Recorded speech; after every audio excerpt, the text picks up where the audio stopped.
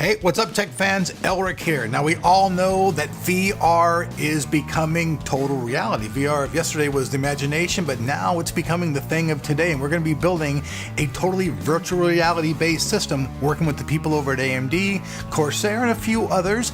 And right now, you guys can see I got the 4 cards in. The Nanos have arrived, quad Nanos, and to power this badass VR system, which we're going to be calling the AVR Nexus, it's going to be badass. We have a totally custom built 900D being made for us, and I've got this AX1500i that's going to be powering the whole thing. So let's talk about what's inside this and how this power supply is something that's for the badass, not the meek.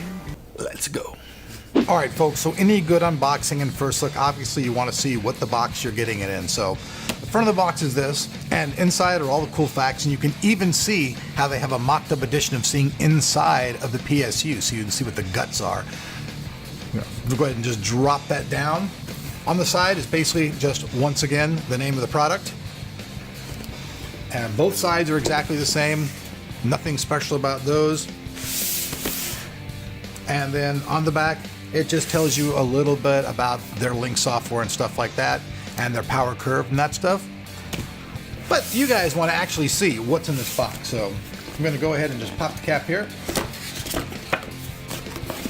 We'll go ahead and just rough and tumble this out of here because, well, there's still something in the way there. One flap was not open all the way, but there we go. Giant way to come out of there. So we'll get the box out of the way off to the side. And it also says in the back that it's completely recyclable. So for those people who are into green stuff, I know I like the planet. I don't want to go anywhere, so recycling is good, and it's cool that they have that there. And then their logo, the little made in China thing, and I'll just go ahead and somehow pop this open. All right, guys, now I got me a knife. This is the old SWAT knife. For those, special weapons and tactics. Clip that little sucker out there. Take a quick carve and throw it at you, the audience. Oh my God, I think I stuck you in the eye. So we'll just pop the cap now after we put the thing there. And then we have all the accessories. Power supply should be back here in a nice bag.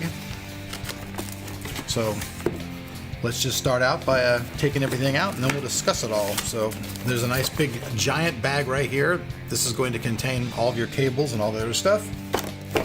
They usually have stuff for mounting up for cable management. Once again, that's included. And then last but not least, let me get this out. Pop, pop. There's the giant bag with the PSU in it.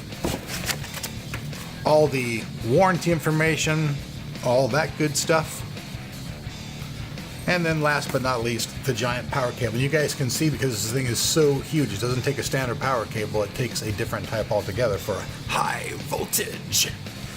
Where should we even start? I guess we can just set up showing you guys all this stuff for those who care about it. This is pretty much everything in one single shot that comes inside of the box.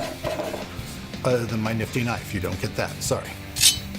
So inside the black bag, we're going to see the power supply itself. Just pop that out, take it out. Now, some cool things about this power supply is it has a 7-year warranty. So that's pretty awesome. 7 years is quite a long time in the PC world. You usually be changing your system out long before that. So we'll just continue getting all this stuff out of here. And we'll take it out. Ba-boom. And where do we start? Okay, well, I was wrong. This one does have a power switch right here on the back, along with where you plug the cable in. You can notice that this power supply is very, very thin also. So it'll fit in a lot of different types of system. The height on this is much lower than your standard power supply. Right here we have the side, we have the name. This power supply is also completely modular. Features their digital link software, which you can use inside the Windows environment and monitor all of the stuff that you're doing, which is pretty cool. Only works with a couple series, those, the AX and the HX, so you got to make sure if you want to use that, you get the type of power supply. And here on the bottom, we see the fan. Now, one thing about this fan is it runs very, very quietly. Offers low RPMs, but still does great cooling on it. It's one of the features about it. And on this side, you guys can see it just shows a different model number. This is probably the model number that is related to it. It's made in China. And then last but not least, We have the back where all the cables and everything hooks up. Now all these cables are completely flat, and they're meant to be used in, you know, great systems where you're going to do a lot of cable management, and they're geared for that, and that's the next thing we're going to be checking out. So we'll get past that. Okay, now the AX1500i comes with its own little cable box, but this thing has a fracking huge amount of cables because it's made for putting, you know, 4 video cards in your system, whether it be SLI or Crossfire. So there's going to be a lot of cables, and let's see what they are. The AX1500i comes with a single 24-pin cable, 2 8-pin cables, 10 6-pin cables, 20 SATA cables, 12 4-pin cables, and for your old schoolers, there's even 2 floppy cables. That's right. No zip cable. If you know what I'm talking about, you're showing your age. Or am I showing my age? Something like that. Anyways, last up, you get the USB COM cable. Now, this is something interesting. On the back of the PSU, where all the cables plug in, you get a COM port, but you also get a self-test button. So you can actually test the power supply and make sure it's fully functioning before you really do anything with it. And so that's a pretty cool feature. You guys see all the cables that we talk about, they all connect back here. And the feature I was talking about is these cables are all very, very flat. So if you're trying to do cable management and keep them all, you know, nice and clean inside a system, you want cables like this. Some people are going to use all braided cables, so if you're going to spend even more money and do that, you can do that as well. But I got to say, these are a pretty nice start. So there you guys have it. Now the only caveat is, for some people I guess, is going to be the price. This particular power supply, depending on where you buy it, can go anywhere from $350 all the way up to $440. You got to look around. We'll have a link down below. I think this particular one is like $390 for our link, but if you look around all over the place, you might be able to find it a little bit cheaper. But if you want something that's basically just really solid, rugged, and obviously, you know, titanium's as high as you're going to go. Unless you're going to go and rip off Wolverine and get his power supply, you're not going to have an adamantium rated power supply. And I know there's some people out there going to do these crazy tests, but I want to tell you something. When these guys certify this stuff, they have such expensive equipment on their end to test it to even get this certification, that to run like tests on it and everything would just be completely crazy. When you put it inside your system, you hear it's quiet, it runs absolutely great, and it runs for a long time. That's a sign of a great power supply.